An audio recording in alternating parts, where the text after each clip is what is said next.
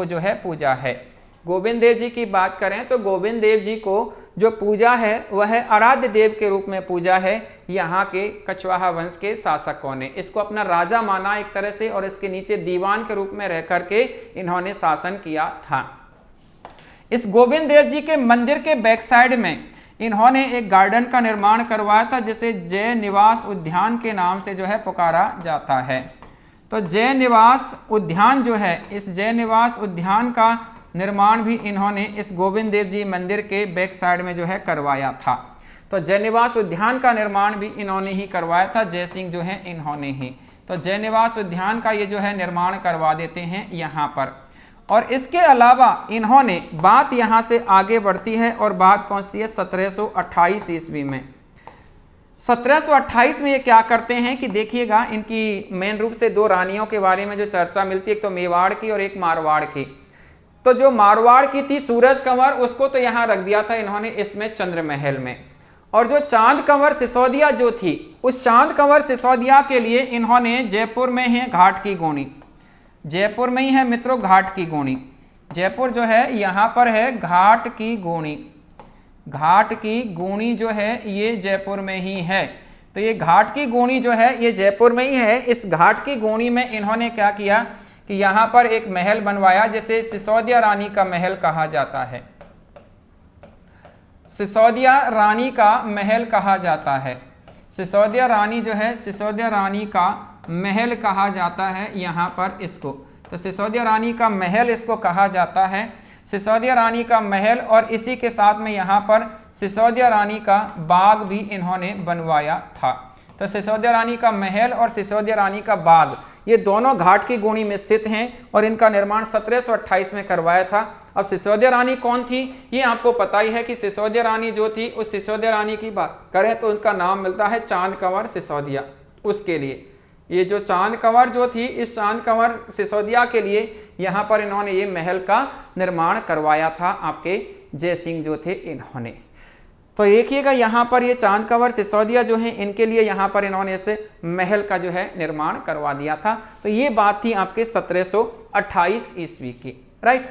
1728 ईस्वी की जो है ये बात होती है। अब यहाँ से बात आगे बढ़ती है और यहाँ से बात आगे बढ़ कर के और अब बात जो है पहुँचती है 1730 ईस्वी में। 1730 ईस्वी में जो है ये बात पहुँचती है। तो 1730 ईस्वी की बात करें तो मित्रों देखिएगा 1730 ईस्वी में यहाँ पर क्या होता है। तो 1730 ईस्वी की बात है। 1730 ईस्वी में यहाँ पर क्या होता है कि ये जयसिंह जो हैं, ये जयसिंह जो हैं, ये जयसिंह सेकंड ये क्या करते हैं कि बूंदी में इंटरफेयर करना स्टार्ट कर देते हैं। ये बूंदी जो है ना, इस बूंदी में ये जो क्या करते हैं हस्तक्षेप करते हैं। यहाँ पर बूंदी के शासन में हस्तक्षेप जो है ये करना स्टार्ट कर देते हैं। वो कैसे करते हैं बूंदी में हस्तक्षेप कि देखिएगा, बूंदी जो है यहाँ के जो शासक थे इस समय, बूंदी के शासक जो थे इस समय, उनकी बात करें तो उनका जो नाम मिलता है वो मिलता है बुद्धा सिंह। बुद्धा सिंह थे यहाँ के शासक जो थे इस समय। और बुद्धा सिंह की एक रानी थी और उस रानी की बात करें तो उस बुद्धा सिंह की जो रानी थी, इनकी जो रानी थी बुद्धा सिंह की, उस रानी का नाम मिलता है आनंद कंवर। आनंद कंवर जो है ये थी, आनंद कंवर का पूरा नाम था आनंद कंवर कछवाहा। आनंद कंवर कछवाहा था इसका पूरा नाम जो था। ये इनकी रानी थी बुद्धा सिंह की। ये आनंद कंवर कछवाहा जयसिंह की रिश्ते में क्या लगती थी, बहन लगती थी जयसिंह की। जयसिंह की ये रिश्ते में क्या लगती थी, बहन लगती थी आनंद कंवर कछवाहा जो थी ये। अब देखिएगा यहाँ क्या होता है कि ये जो है आपके आनंद कंवर कछवाहा जो थी, आनंद कंवर कछवाहा जो थी ये बुद्धा सिंह के निकट नहीं थी। कहने का मतलब इन दोनों में तनातनी चल रही थी। ये इसको प्रेम नहीं करते थे आनंद कंवर कछवाहा को, कौन, बुद्धा सिंह। तो इसको अलग ही रख रखा था आनंद कंवर कछवाहा को।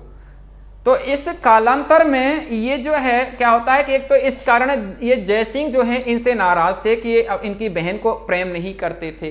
तो इस कारण जो है बुद्धा सिंह से जयसिंह नाराज थे। आगे चल कर के क्या होता है कि इनके एक पुत्र होता है, इनके एक पुत्र होता है। और उस पुत्र की बात करें तो इनके पुत्र का जो नाम जो मिलता है वह मिलता है उम्मेद सिंह। उम्मेद सिंह जो है इनके जो है ये पुत्र का नाम मिलता है, ये इनके पुत्र होते हैं। जब ये पुत्र हुए थे ना इनके आनंद कंवर के, तो इस बुद्धा सिंह ने इसके ऊपर आरोप लगा दिया कि भाई ये तो मेरा पुत्र ही नहीं है, ये तो पता नहीं किसका पुत्र है, मेरा जो है पुत्र ही नहीं है, क्योंकि मेरा तो इनके साथ में कोई रिलेशन ही नहीं है, तो ये मेरा पुत्र ही नहीं है। तो इस बात को लेकर के इस जय सिंह ने क्या किया कि इस बुद्धा सिंह की क्या करवा दी थी, हत्या करवा दी थी। इस बुद्धा सिंह को सलटवा दिया था और बुद्धा सिंह की हत्या करवा दी थी। तो यहाँ पर अब शासक तो बनना था उम्मेद सिंह को, लेकिन ये क्या चाह रहा था जय सिंह की ये तो जो है बहन है, ये मेरा सपोर्ट करेगी, तो क्यों ना बूंदी को मैं अपने फेवर में कर लेता हूं। ऐसा सोच करके इस आनंद कंवर का जो है इसने तो इग्नोर कर दिया इस उम्मेद सिंह को तो शासक बनाने से, और जय सिंह ने क्या किया कि बूंदी का जो शासक जो बना दिया था, बूंदी जो है बूंदी का जो शासक जो बना दिया था वह जो बना दिया था दलेल सिंह को। दलेल सिंह जो है, इस दलेल सिंह को जो है बूंदी का शासक बना दिया जाता है। किसके द्वारा? जय सिंह के द्वारा।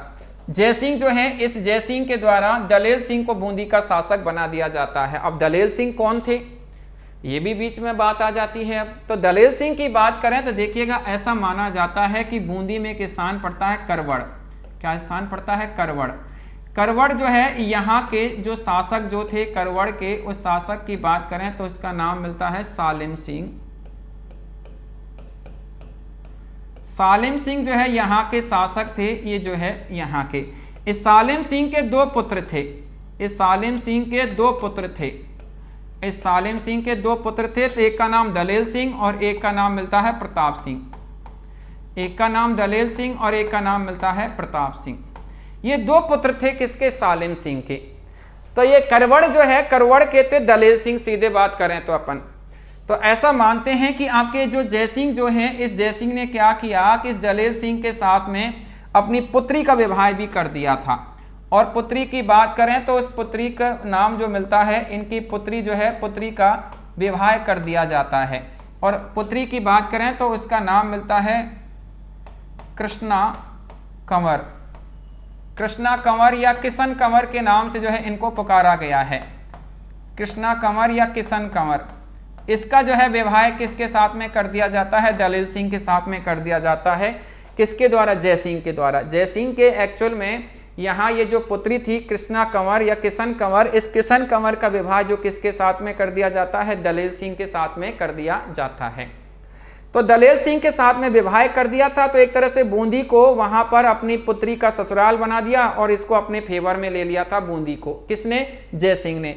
आनंद कंवर कछवाहा इसके इस कार्य से नाराज हो गई। आनंद कंवर कछवाहा क्या चाहती थी कि उसका पुत्र शासक बने। तो इस बात को लेकर के आनंद कंवर कछवाहा जो है जय सिंह से नाराज हो जाती है। तो अब ये क्या करती है कि इस आनंद कंवर कछवाहा जो है ये किससे मिलती है कि ये जो है आपके ये आनंद कंवर कछवाहा जो है ये मिलती है आपके प्रताप सिंह से। इससे मिलती है, इसका दूसरा जो है दलेल सिंह का भाई था प्रताप सिंह, इससे मिलती है। और इससे मिलकर के और ये क्या करती है कि ये आनंद कंवर जो है उससे मिलकर के प्रताप सिंह इसको कहता है। आनंद कंवर को तो पता नहीं था, लेकिन इस प्रताप सिंह को पता था। ये जो प्रताप सिंह जो है, इस प्रताप सिंह को पता था कि मराठा जो हैं ये एक उभरती शक्ति के रूप में जो है बढ़ रहे थे, जो कि आपके मालवा क्षेत्र तक पहुंच गए थे। क्योंकि महाराष्ट्र से इनका ओरिजिन हुआ है, जो मालवा क्षेत्र तक ये जो है इनका प्रभाव बढ़ चुका था, जो कि पैसे के लिए कुछ भी कर सकते थे। ये जो है पैसे के इनको रिक्वायरमेंट थी, ये पैसे चाहते थे और ये जो है बहुत ही अच्छा युद्ध लड़ते थे मराठे। तो इस प्रताप सिंह ने इसको बताया आनंद कंवर कछवाहा को कि भाई देखिएगा ऐसे ऐसे मराठे हैं, अगर आप चाहो तो आपके पुत्र की सुरक्षा के लिए मैं मराठाओं को बुला सकता हूं, तो उसके लिए पैसे लगेंगे, तो वो जो है उम्मेद सिंह को बूंदी का शासक बना सकते हैं। ऐसा इसने आनंद कंवर कछवाहा से कहा, किसने? प्रताप सिंह ने। तो प्रताप सिंह ने जब इससे कहा तो आनंद कंवर कछवाहा के दिमाग में बात सेट हो गई। तो जब इसके दिमाग में बात सेट हो गई तो इस प्रताप सिंह को जो है वहां पर मराठाओं को निमंत्रण देने के लिए भेज दिया जाता है। किसके द्वारा? आनंद कंवर के द्वारा। तो ये मराठाओं को निमंत्रण देकर के आता है कौन? प्रताप सिंह। और वह भी 3 लाख रुपए में एक करार होता है कि ये जो है उम्मेद सिंह को बूंदी का शासन दिलाएंगे दलेल सिंह को पराजित करके। तो अब यहां पर क्या होता है कि साहब बात जो है पहुंचती है 1734 ईस्वी में। बात जो पहुंचती है वह जो पहुंचती है 1734 ईस्वी की बात है। 1734 ईस्वी की बात है। और भी बात करें तो 18 अप्रैल 18 अप्रैल 1734 की बात है। 18 अप्रैल 1734 की जो है यहाँ पर ये जो है बात है, 18 अप्रैल 1734। वो प्रताप सिंह मराठाओं को निमंत्रण देकर के आता है। तो मराठा यहाँ पर आते हैं आपके, और मराठा जो है यहाँ पर जो आते हैं, मराठा जो है ये यहाँ पर आते हैं। मराठाओं का आगमन जो होता है वह जो होता है राणोजी सिंधिया, राणोजी सिंधिया जो है, राणोजी सिंधिया और मल्हार राव होलकर के नेतृत्व में, मल्हार राव होलकर, मल्हार राव होलकर और राणोजी सिंधिया के नेतृत्व में मराठाओं का आगमन होता है आपके कहां पर, राजस्थान में, बूंदी में। इनका बूंदी में आगमन होता है, और बूंदी में आगमन होकर के और ये सीधा का सीधा जो है किसके ऊपर आक्रमण कर देते हैं, दलेल सिंह के ऊपर आक्रमण कर देते हैं ये। और दलेल सिंह के ऊपर आक्रमण करके और दलेल सिंह को पराजित कर दिया जाता है यहाँ से। और अब बूंदी का शासक जो है किसको बना दिया जाता है, उम्मेद सिंह को बना दिया जाता है। तो यहाँ पर 1734 ईस्वी में मराठाओं का आगमन हो जाता है, और वो भी कहाँ पर, आपके यहाँ पर राजस्थान में। तो अब देखिएगा यहाँ से कई सारे प्रश्न बनते हैं, और कई सारे प्रश्नों में से यहाँ से प्रश्न कई बार जो है पूछा गया है कि राजस्थान में मराठाओं का आगमन किस शासक के शासन काल में हुआ था। तो राजस्थान में मराठाओं का जो आगमन जो होता है वह जो होता है आपके यहाँ अगर बात करें तो बूंदी में उस समय शासक जो थे वो कौन थे, दलेल सिंह। तो बूंदी में उस समय शासक थे दलेल सिंह के शासन काल में मराठाओं का आगमन हुआ। और राजस्थान में सर्वप्रथम मराठा कहाँ पर आए थे, बूंदी में आए थे। राजस्थान में मराठा सबसे पहले जो आते हैं वो आते हैं आपके बूंदी में आते हैं। और यहाँ पर बात करें तो किसके नेतृत्व में आए थे, तो राणोजी सिंधिया और मल्हार राव होलकर के नेतृत्व में मराठे आए थे। किसने बुलाए थे, तो आनंद कंवर कछवाहा ने इनको बुलाया था। किसकी सुरक्षा के लिए बुलाया था, अपने पुत्र उम्मेद सिंह की सुरक्षा के लिए बुलाया था।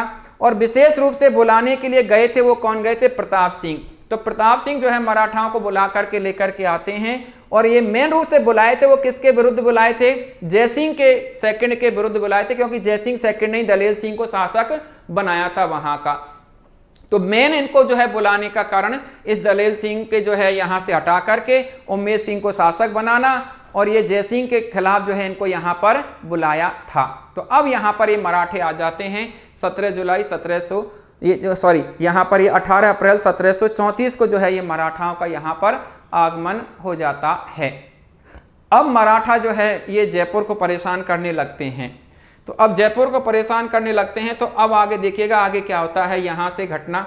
उम्मेद सिंह तो बूंदी के शासक बनी गए थे, तो अब जो है मराठाओं ने जयपुर के शासक जयसिंह को जो है परेशान करना प्रारंभ किया।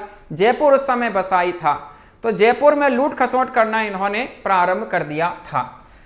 तो बात पहुंचती है यहाँ से, ये जो बात पहुंचती है आपके 1734 ईस्वी में ही ये क्या होता है कि 1734 ईस्वी में आपके जयसिंह जो हैं ये क्या करते हैं, जयसिंह यहाँ पर ये क्या करते हैं, जयसिंह सेकंड आपके 1734 ईस्वी में जयसिंह सेकंड के अगर हम बात करें तो ये क्या करते हैं, जयसिंह सेकंड आपके जयपुर में, जयपुर की सुरक्षा के लिए, जयपुर जो है जयपुर की सुरक्षा के लिए, जयपुर की सुरक्षा के लिए जो है यहाँ पर ये क्या करते हैं, जयसिंह सेकंड जयपुर की सुरक्षा प्रदान करने के लिए ये आपके जयपुर में एक छावनी का निर्माण करते हैं। एक छावनी जो है इस छावनी का निर्माण करते हैं। छावनी मीन्स वही सैनिक छावनी। तो यहाँ पर ये सैनिक छावनी का निर्माण करते हैं, और उस सैनिक छावनी की बात करें तो उसको जो कहा जाता है वह कहा जाता है आपके नाहरगढ़। नाहरगढ़ जो है इस सैनिक छावनी के नाम से इसको जो है पुकारा जाता है। ये नाहरगढ़ जो है सैनिक छावनी का निर्माण किया जाता है, जो कि नाहरगढ़ दुर्ग के रूप में आप लोग इसको जानते हैं। नाहरगढ़ दुर्ग जयपुर के बिल्कुल ऐसा लगता है जैसे जयपुर का कोई मुकुट हो, एकदम ऐसे स्थान पर बना हुआ है ऊंची पहाड़ी पर, जहां से पूरा जयपुर स्पष्ट रूप से दिखाई देता है, जहां से पूरा जयपुर जो है वह स्पष्ट रूप से दिखाई देता है। ऐसे स्थान पर ये जो है आपके बना हुआ है, ये जो जयसिंह ने जो नाहरगढ़ जो बनवाया था। तो यहाँ नारसिंह भौमिया जी का मंदिर था मित्रों, उसी के नाम पर इसका नाम नाहरगढ़ रखा गया है। दुर्ग के बारे में पूरी चर्चा जो मिलती है वो कल्चर वाले पोर्शन में जो मिलती है, तो वहाँ इसके बारे में डिटेल से चर्चा होती है। यहाँ तो केवल हम आपको ये बता रहे हैं कि नाहरगढ़ जो दुर्ग है इसको एक सैनिक छावनी के रूप में जो बनवाया था 1734 में जयसिंह ने बनवाया था। क्यों बनवाया था? जयपुर की मराठाओं से सुरक्षा करने के लिए इसको बनवाया था।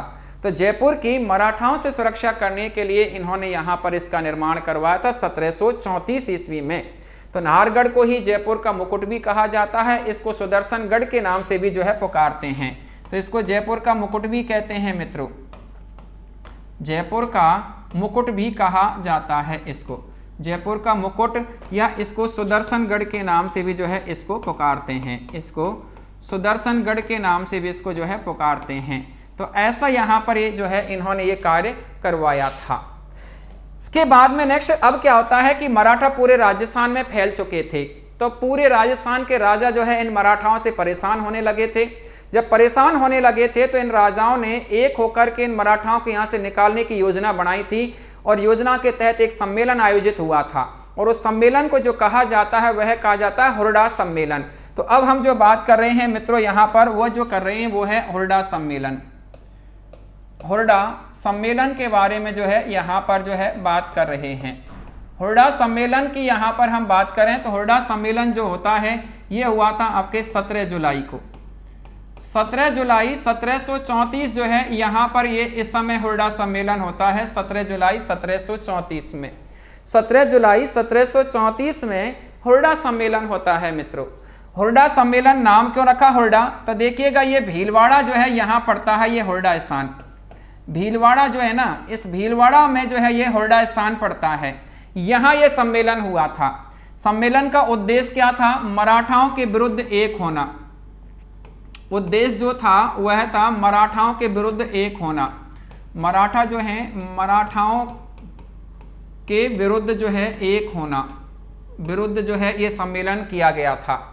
सम्मेलन की बात करें तो इसकी अध्यक्षता जो की थी इस सम्मेलन की, इसके जो अध्यक्ष जो बने थे वह जो बने थे आपके जगत सिंह सेकंड करके, ये जो है मेवाड़ के शासक थे। जगत सिंह सेकंड जो हैं ये मेवाड़ के शासक थे, ये जो है इसके अध्यक्ष बने थे। ये जो बात करें तो उपाध्यक्ष जो बनते हैं, उपाध्यक्ष जो बनते हैं, ये उपाध्यक्ष की बात करें तो आपके सवाई जय सिंह, उपाध्यक्ष जो बनते हैं वो आपके सवाई जय सिंह जो है ये इसके उपाध्यक्ष बनते हैं।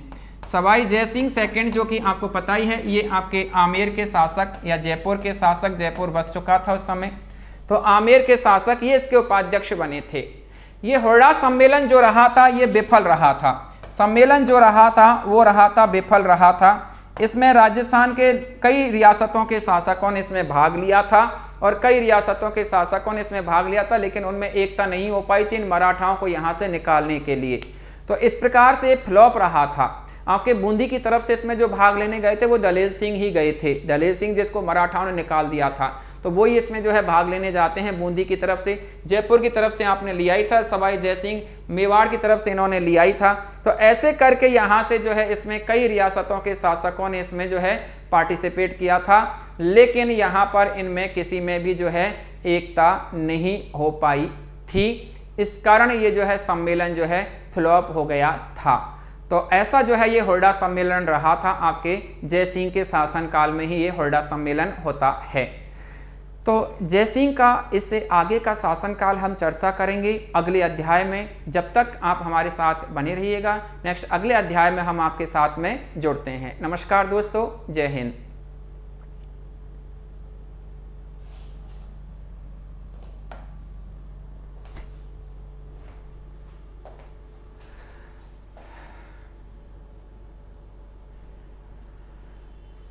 तो देखिएगा आगे की हम बात करते हैं। नमस्कार दोस्तों, अब आगे का अध्याय जो है स्टार्ट करते हैं हम।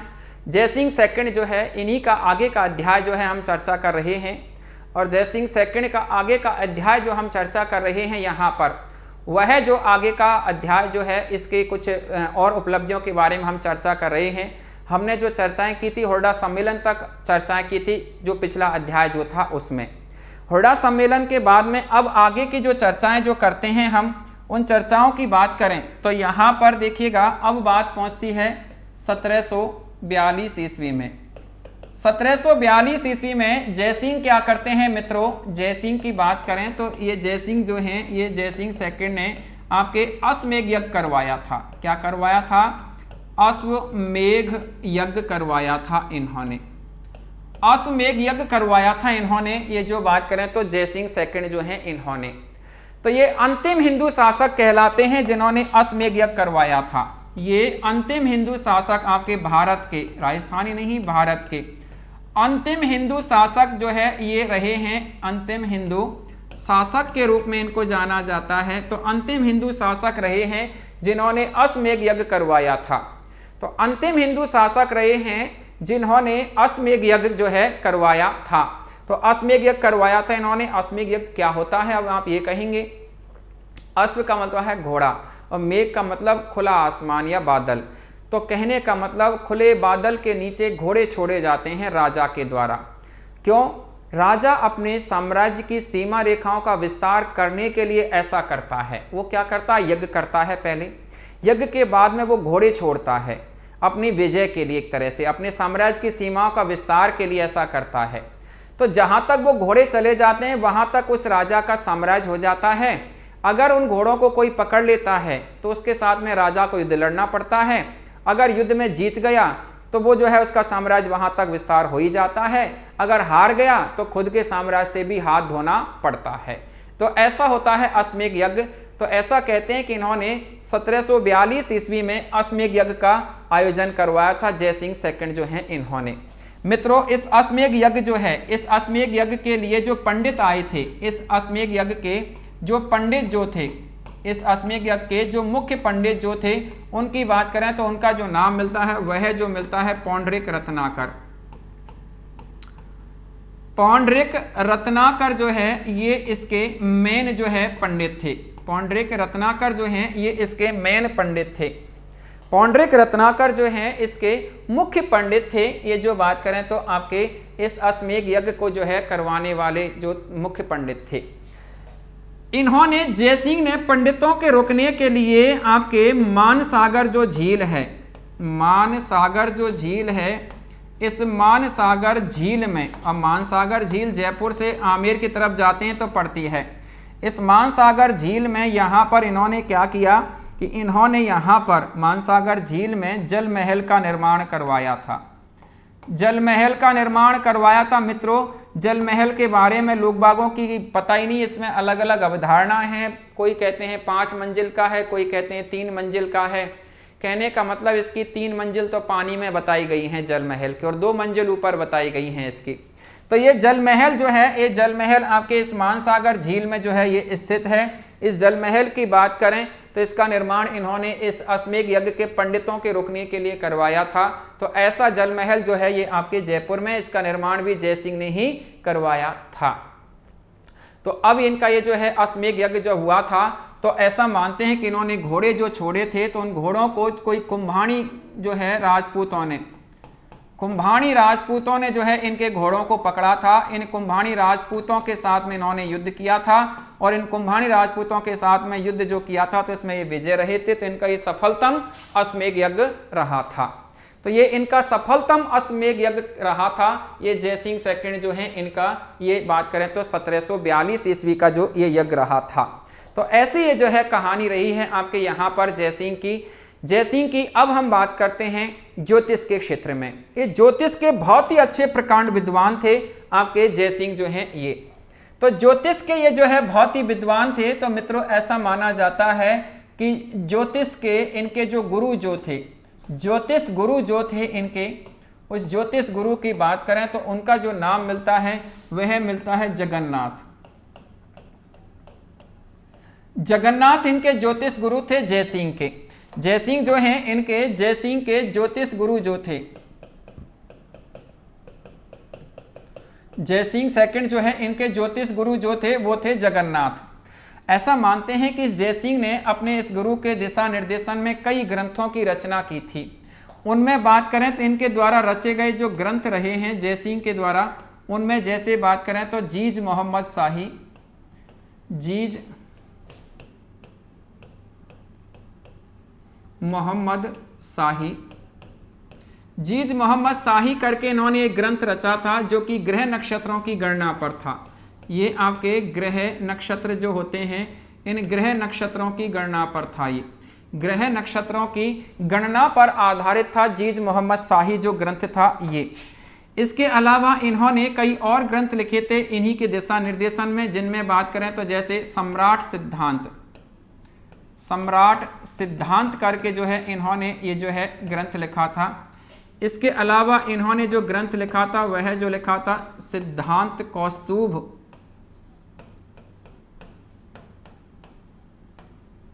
सिद्धांत कौस्तुभ जो है इन्होंने एक ग्रंथ लिखा था। सम्राट सिद्धांत है, सिद्धांत कौस्तुभ है। इसके अलावा जयसिंह कारिका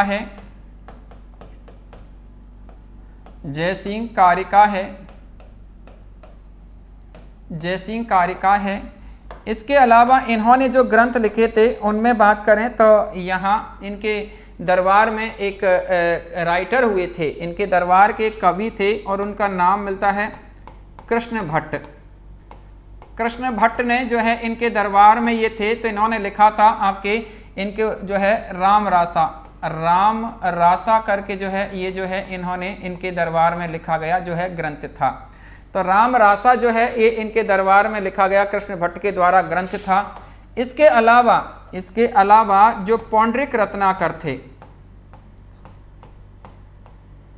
पौंड्रिक रत्नाकर जो थे, इस पौंड्रिक रत्नाकर ने भी एक ग्रंथ लिखा था और उसका नाम मिलता है जयसिंह कल्पद्रुम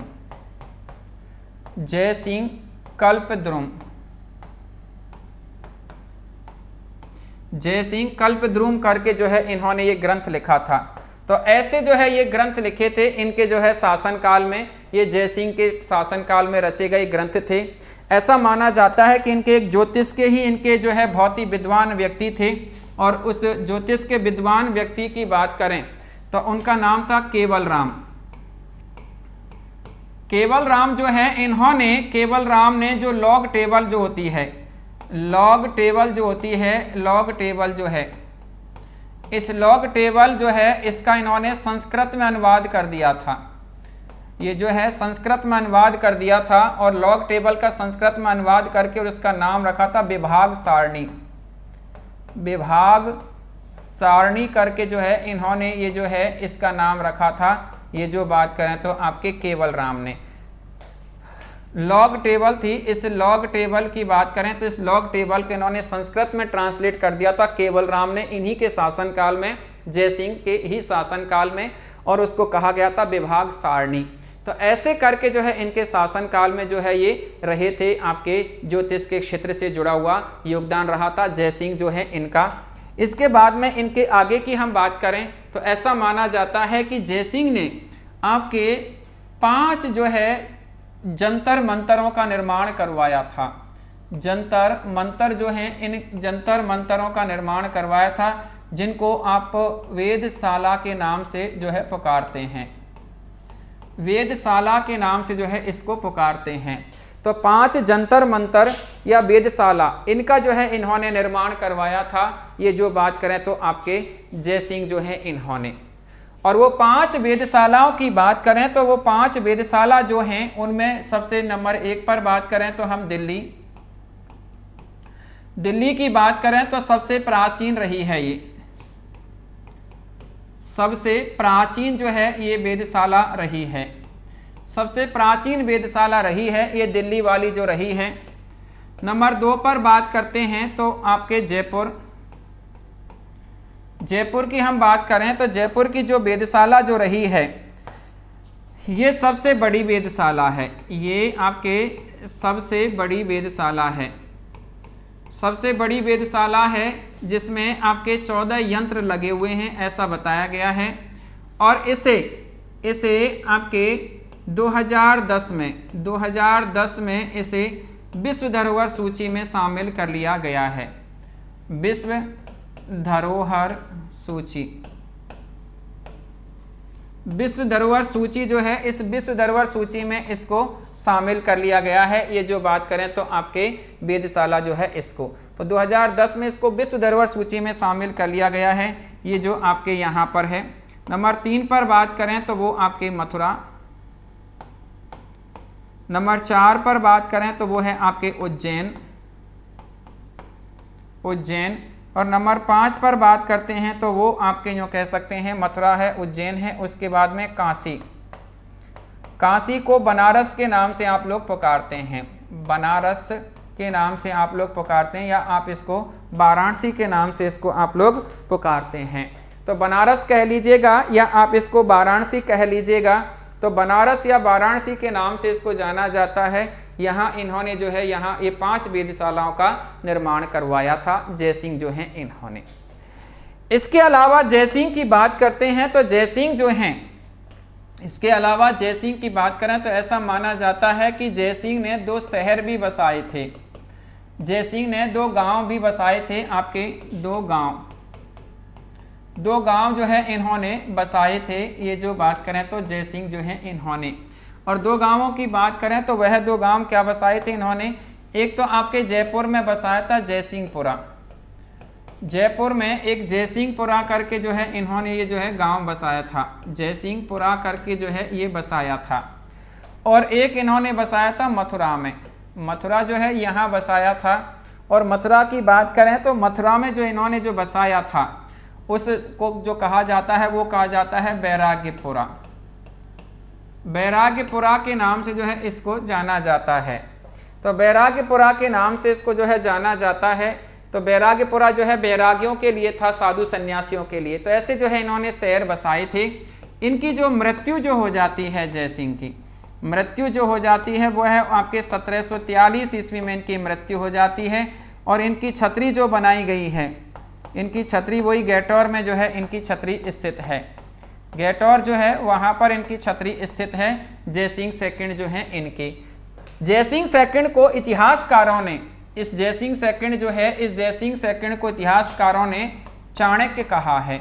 तो इनको चाणक्य जयसिंह सेकंड भी कहा जाता है। बहुत ही तेज योग्य, कूटनीतिक और सभी तरह से जो है यूँ कह सकते हैं ज्ञाता थे। तो इसी कारण इनको चाणक्य की उपमा दी है जयसिंह को। तो ऐसा रहा था जयसिंह का शासनकाल मित्रों। अब जयसिंह के बाद में हम जो चर्चा करते हैं, इनके बेसिकली 3 पुत्र हुए थे जयसिंह के, इनके बेसिकली 3 पुत्र हुए थे मित्रों। और 3 पुत्रों की बात करें तो एक जो पुत्र जो था उसका तो नाम मिलता है शिव सिंह, एक का नाम ईश्वरी सिंह, एक का नाम माधव सिंह। शिव सिंह की मृत्यु हो जाती है। और अब यहाँ पर शासक जो बनते हैं, वह जो शासक के रूप में जो जाने जाते हैं, वो यहाँ पर शासक जो बनते हैं उनका नाम जो मिलता है वह मिलता है सवाई ईश्वरी सिंह। सवाई ईश्वरी सिंह करके जो है ये शासक जो है बनते हैं यहाँ पर मित्रों। सवाई ईश्वरी सिंह जो है ये यहाँ के शासक जो है बनते हैं। सवाई ईश्वरी सिंह का शासनकाल मित्रों स्टार्ट जो होता है वह 1743 से स्टार्ट होता है और 1750 ईस्वी तक इनका शासनकाल रहता है। ईश्वरी सिंह जो है इनका, तो सवाई ईश्वरी सिंह का शासनकाल जो रहता है 1743 से लेकर के 50 ईस्वी तक इनका शासनकाल रहता है। इनकी बात करें तो देखिएगा, सबसे पहली बात तो आपके ईश्वरी सिंह जो थे ये जो हैं आपके ये जयसिंह सेकंड और इनकी मां का नाम जो था वो था सूरज कंवर जो है इनके ये जो है उपलब्धि थी। तो इनकी ये जो है उपलब्धि थी, इनके ये जो है पुत्र थे। ये जो बात करें तो इनके एक भाई थे, इनके भाई की बात करें तो उनका जो नाम मिलता है वह जो मिलता है माधव सिंह। माधव सिंह इनके भाई थे जो कि आपके चांद कंवर, माधव सिंह फर्स्ट के नाम से जाने जाते हैं, जो कि चांद कंवर सिसोदिया के पुत्र थे।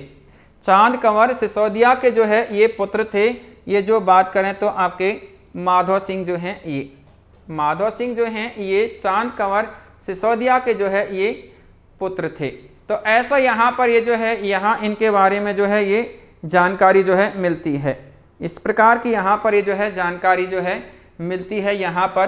तो अब ये जो है मैंने आपको अब याद कीजिएगा किसको, देवारी समझौते को। और देवारी समझौते में क्या हुआ कि वहाँ डिसाइड हुआ था कि चांद कंवर के जो पुत्र होगा वही जो है आपके यहाँ का शासक बनेगा। लेकिन शासक कौन बन गया था? ईश्वरी सिंह जो कि सूरज कंवर का पुत्र था। तो अब क्या होता है कि इन दोनों भाइयों में उत्तराधिकार को लेकर के युद्ध होता है। और वह उत्तराधिकार को युद्ध होता है। तो इसमें क्या होता है कि माधव सिंह क्या करता है कि बहुत सबरी आदमी था। माधव सिंह बहुत ही सबरी आदमी था, बहुत ही जो कह सकते हैं समझदार भी था, बहुत ही भारी भरकम भी राजा था। लगभग 4.5 फीट जो है जो कह सकते हैं चौड़ाई थी और लगभग 7.5 फीट इसकी हाइट थी। तो बहुत ही भारी भरकम राजा था, तो इसको कोई ज़्यादा वो नहीं थी। इन्होंने ईश्वरी सिंह से कहा कि भाई ठीक है, देवारी समझौते में तो डिसाइड हुआ था कि शासक बनना था मेरे को, लेकिन आपने शासक मेरे को नहीं बनाया, कोई बात नहीं, लेकिन आधा साम्राज्य मेरे नाम कर दो आप। तो माधव सिंह ने आधा साम्राज्य मांगा था, लेकिन ईश्वरी सिंह ने मना कर दिया था। ईश्वरी सिंह ने मना कर दिया था। एक कहावत भी है, माधव मांगे आधो ईश्वर देने पाव। तो कहने का मतलब माधव सिंह तो आधा साम्राज्य मांग रहे थे, लेकिन ईश्वरी सिंह ने पाव भी देने से, मीन्स 250 ग्राम भी देने से, मीन्स 25% देने से भी मना कर दिया था। तो अब यहाँ पर क्या होता है कि माधव सिंह ने जो आधा साम्राज्य जो मांगा था, उसमें मेन रूप से जो मांगा था आपके टोंक है, टोंक का मांगा था कुल मिलाकर के। टोंक है, मालपुरा है, निवाई है, इन क्षेत्रों को मांगा था, क्योंकि मालपुरा बहुत ही उपजाऊ और बहुत ही इनकम की दृष्टि से, मालदार नाम ही मालपुरा था, तो इसी कारण जो है वह इनकम की दृष्टि से बहुत ही योग्य जो है क्षेत्र हुआ करता था। तो इस कारण जो है इसने उन क्षेत्रों को मांगा था जो कि ईश्वरी सिंह ने मना कर दिया था। जब माधव सिंह को मना कर दिया था तो माधव सिंह का साथ देने के लिए मेवाड़ तैयार बैठी हुई थी, क्योंकि मेवाड़ में उसकी ननिहाल थी, तो मेवाड़ तैयार बैठी हुई थी उनका साथ देने के लिए।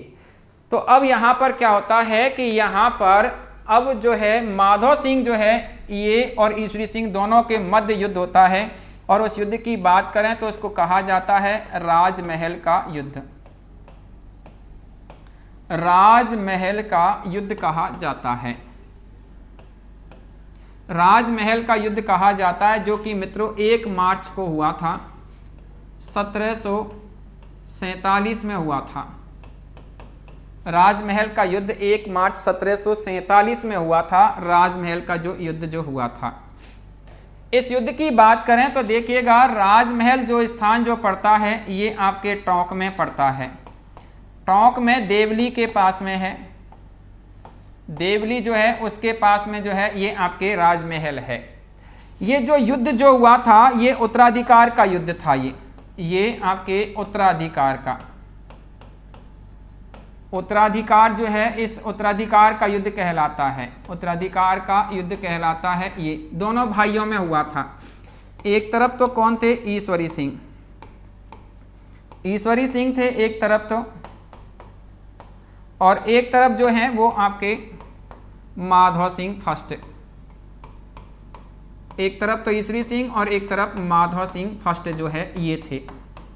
तो ईश्वरी सिंह और माधव सिंह के मध्य जो है ये युद्ध होता है, ये जो है राजमहल का जो युद्ध होता है। देखिएगा ईश्वरी सिंह का जो साथ जो देते हैं